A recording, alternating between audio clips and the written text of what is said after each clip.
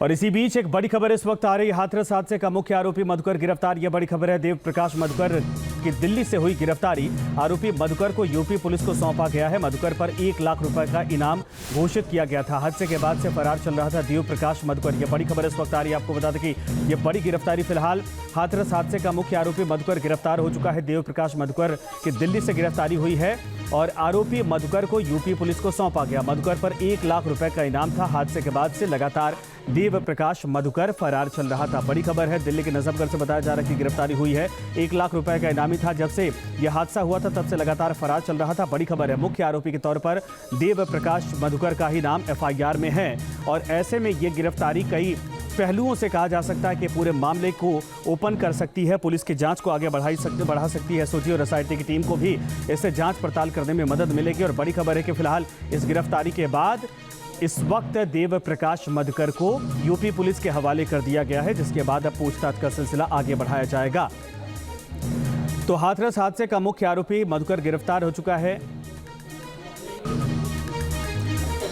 मयंक हमारे साथ, हमारे सहयोगी इस वक्त जुड़ गए हैं। मयंक, ये बड़ी गिरफ्तारी है बाबा के पूरे साम्राज्य का, बाबा के अब तक के पूरे सफर का, और इन सब के अलावा हादसे का पर्दा खुलेगा इस गिरफ्तारी के बाद।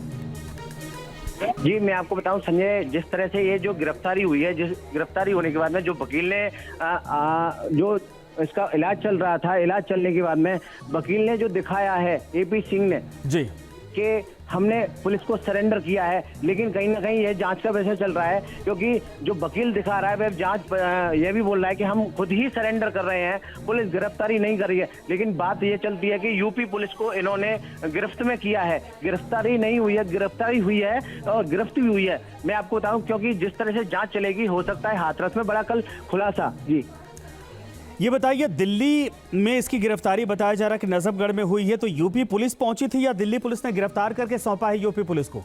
जिस तरह से सूत्र बता रहे हैं कि कहीं ना कहीं हाथरस में जो यूपी पुलिस है, यूपी पुलिस भी अपनी पूरी तरह से दबिश दे रही थी, पूरी तरह से कार्रवाई कर रही थी, क्योंकि बड़ा हादसा था, बड़ा खुलासा होने की संभावना थी।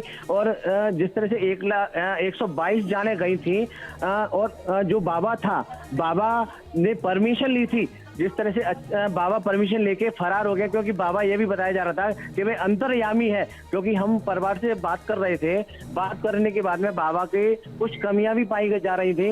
अब मामला बड़ा निकल के आता है, क्योंकि अगर यह गिरफ्त नहीं होता तो कहीं ना कहीं बाबा की भी गिरफ्तारी होने की संभावना थी। सूत्र जी बिल्कुल सही आपने कहा कि बाबा से चूंकि अब आगे पूछताछ होगी, क्या होगी ये तो आने वाले वक्त में पता चलेगा। लेकिन मुख्य आरोपी के तौर पर इसके चूंकि अभी कहाँ क्या जानकारी मिली, इसको कहाँ ले जाया जाएगा गिरफ्तारी के बाद, इसको कहाँ रखा गया, पूछताछ कहाँ होगी, लखनऊ या कहाँ?